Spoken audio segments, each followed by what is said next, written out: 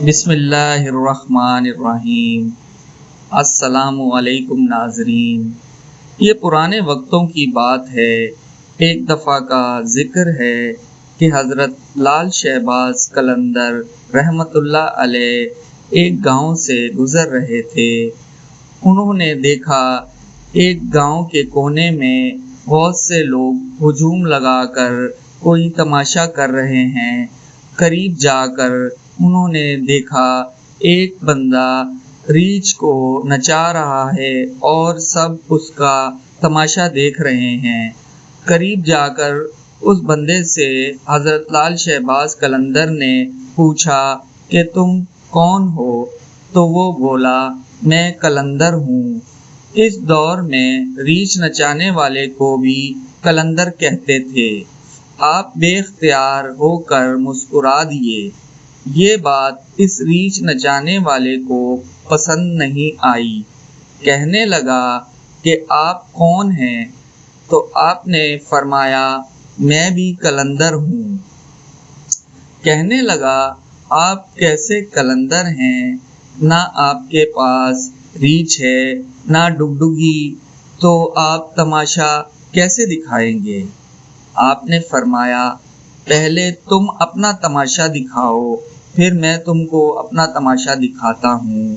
ریچھ والے نے ڈگڈگی بجائی اور ریچھ کھڑا ہو کر ناچنے لگا۔ ریچھ والے نے آپ سے کہا، اب میرا تماشا ختم ہو گیا ہے، اب آپ کی باری ہے۔ حضرت لال شہباز قلندر رحمۃ اللہ علیہ دو درختوں کی ٹہنیوں پر کھڑے ہو گئے اور ریچھ والے کو فرمایا کہ نیچے سے گزر جاؤ، مگر یاد رکھنا آگے جانا مگر واپس کبھی مت آنا۔ جیسے ہی ریچھ والا نیچے سے گزرا، اس کا ماحول ہی بدل گیا، وہ زمانہ بدل گیا۔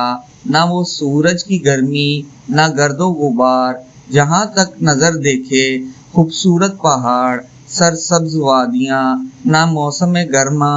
ابھی اسی سوچ میں تھا کہ دیکھا ایک عظیم و عالیشان لشکر گھوڑوں پر سوار تیزی سے اس کی طرف بڑھ رہا ہے۔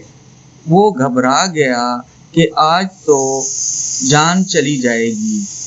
پاس پہنچ کر لشکر رکا اور اس لشکر کا سپہ سالار نیچے اترا اور اس نے آتے ساتھ اس کو کہا، بادشاہ سلامت، آپ کہاں غائب ہو؟ آپ کی سلطنت آپ کا انتظار کر رہی ہے اور ملکہ عالیہ کا رو رو کے برا حال ہوا ہے۔ اب وہ حیران و پریشان شاہی گھوڑے پر سوار ہو کر ساتھ چل دیا۔ جب محل میں پہنچا تو عظیم عالیشان عمارت دیکھ کر حیران ہو گیا۔ اندر داخل ہوا تو خوبصورت ملکہ گلہ شکوہ کرتی ہوئی اس سے لپٹ گئی۔ کہاں رہ گئے تھے آپ؟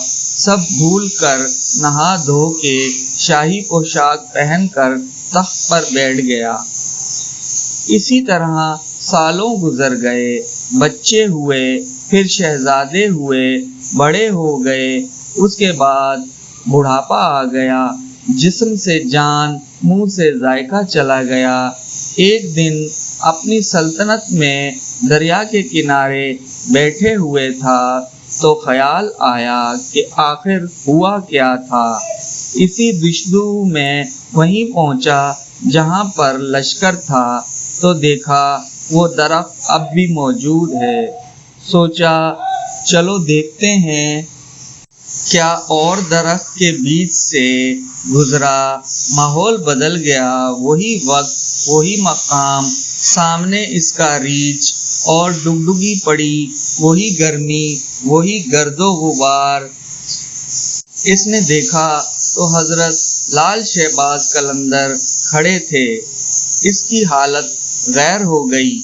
بولا، جناب، میری سلطنت، میری ملکہ، میرے شہزادے۔